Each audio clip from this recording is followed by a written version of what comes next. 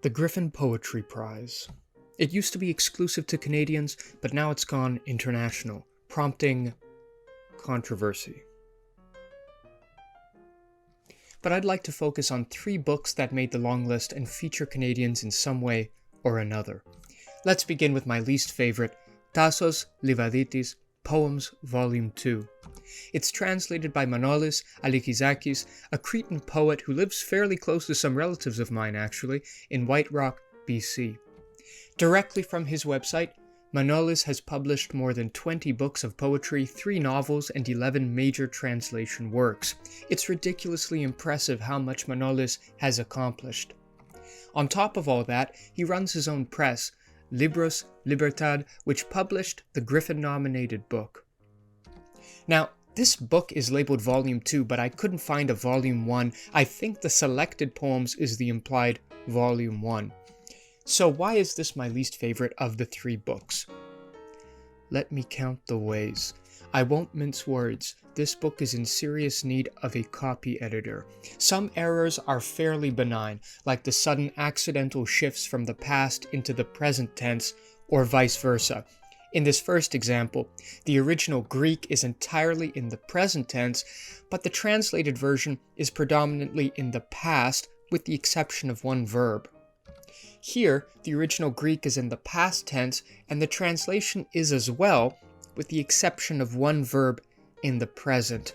And in our last example, the original moves from the past to the present and back to the past in the last line, while the translation is mostly in the past, with the exception of one lonely verb in the middle. I might not have noticed these differences in tense, except that in each of these cases, the effect in the translation was jarring. And speaking of jarring, there are some modal verb errors. Phrases like, what you could had done, they would had understood me, he would had run.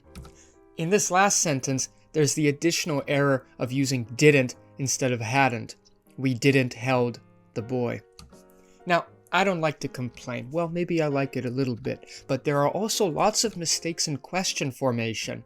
Why he pushed me, why they left me like that, what you have to give, why you spat in the cognac, how you discovered me.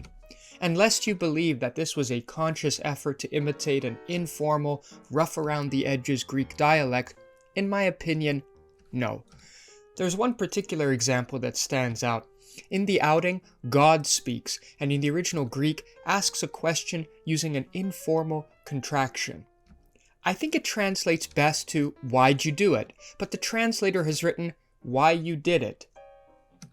Unfortunately, the errors keep on coming.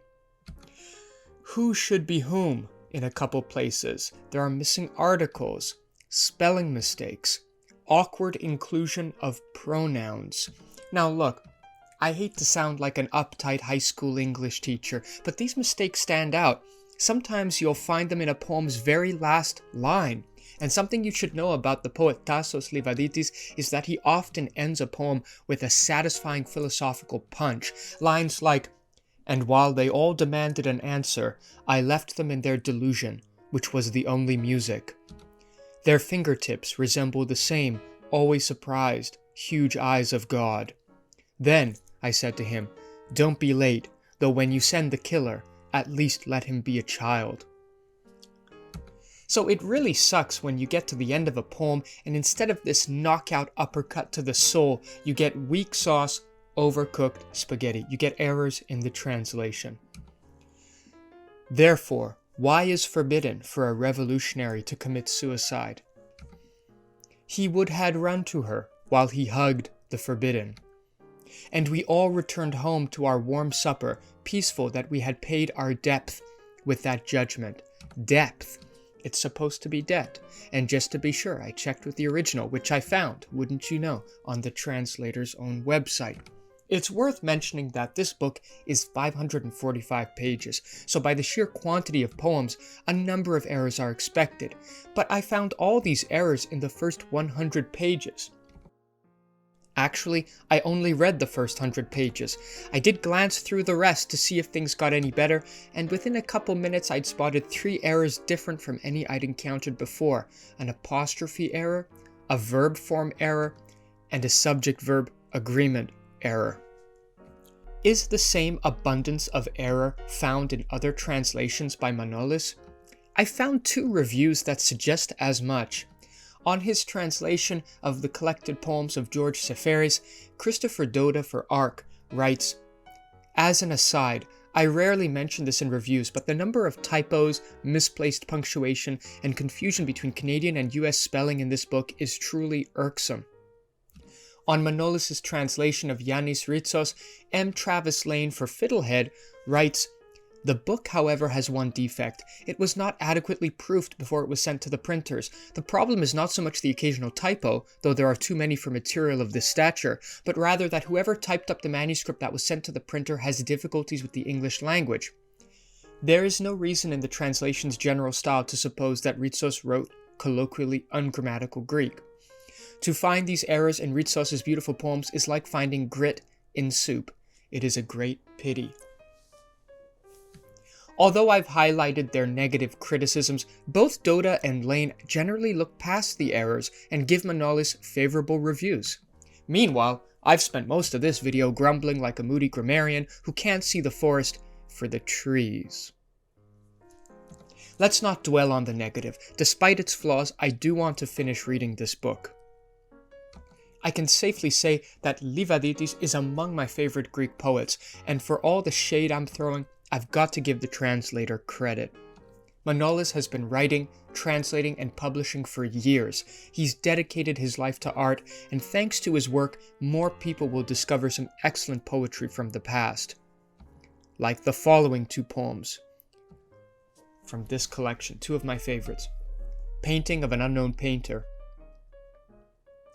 "And I always lived with myself like 2 acrobats who hate each other, who curse each other all day long, who connive, each preparing the death of the other. However, when time comes and the lights are turned on and the theater is filled by a strong anticipation, both standing on the endless, fatal rope, behold, they are suddenly standing over hatred, danger, admiration, and time, like 2 brothers before the most significant virtue of art." Stairway. There is an unknown, secret stairway in every home, which could lead you, perhaps, far away. But you discover it when you no longer have a house.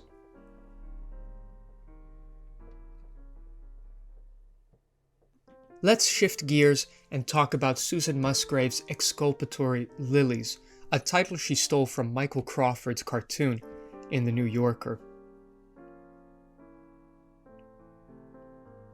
I didn't expect the title to have this comedic undertone, especially in a collection centered around the deaths of the poet's daughter and husband. That's just one of the ways Exculpatory Lilies surprised me. I'll admit, I wasn't familiar with Susan Musgrave's work until I read this collection, and now I realize I've been living under a rock, getting too cozy with the crabs. Musgrave has been writing and publishing poetry in Canada since the 70s, and I imagine most poetry lovers are familiar with her voice and sensibility. On the back of the book, the contrast between the 2 reviews of Musgrave's previous collection, Origami Dove, says it all. Enough tragedy to break your goddamn heart. Musgrave at her funniest. I was surprised to recognize one of the names from the dedication, Stephen Reed. Some years ago, I was recommended an anthology, Lorna Crozier's and Patrick Lane's Addicted, Notes from the Belly of the Beast. I read it in a day, couldn't put it down. Like Musgrave's poetry, the vulnerability, the honesty, the haunting details drew me in. This was my introduction to Stephen Reed, whose essay, Junkie, ends the anthology. Reed and Musgrave were married in 1986. The first part of her collection, The Air of Elsewhere, recounts parts of their relationship, meditating on the nature of love and its attendant ills. Here's the last stanza from All I Wanted Was to Lie. You want sweet? I used to drive the frozen 401 from Kitchener to Kingston to visit Stephen at Millhaven Penitentiary. How many times I rose from my bed at 3 a.m., dressed and drove through the dark because I loved him and believed, back then, that love. I believed, back then. I no longer know what I tried to believe. Now the black stone of my heart is sinking under its own weight, worn out from living in the wet collapse of the wound for so long even death feels unreliable tonight, in the faithless rain and wind. They say you can never excel at anything until you have skin in the game, until you have a personal investment in the pursuit of some goal and you stand to lose big. For Musgrave, poetry isn't a pastime, a hobby. She doesn't write poetry because she feels like it. She writes because it's a life. And what's the alternative anyway? The poem, What It Means to Live, ends with these lines. I think about how we become our illnesses after a lifetime of trying to overcome them. How soon there is nothing left, your life's work. The Goodness of This World is the second part of the collection and a long poem about Musgrave's daughter, Sophie, and heroine.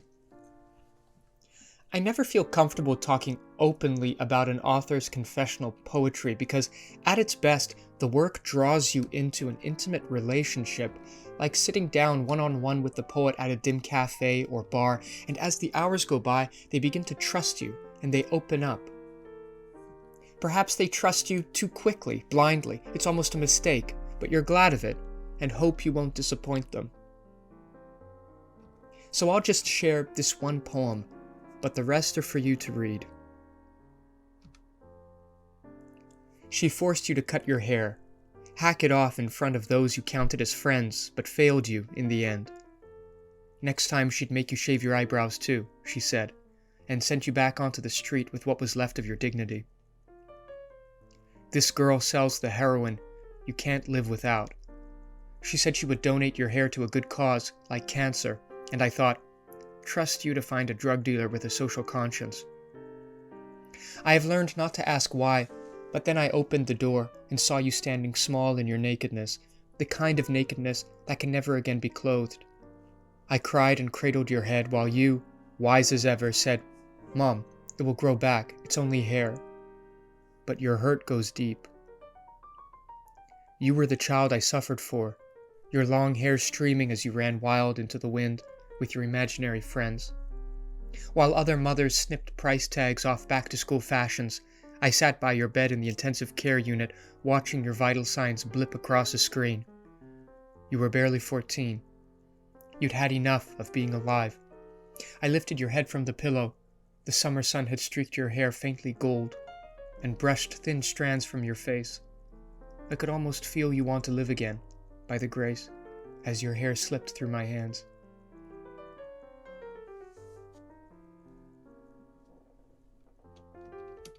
It wasn't until part 4, Still They Call It a Marriage, that I understood Musgrave's sharp sense of humor. And part 5, What Is Living, solidified in my mind something Sarah Chang says in an interview with the Malahat Review. I'm currently reading Susan Musgrave's new book, Exculpatory Lilies. It's absolutely breathtaking. Every poem is just crystal clear.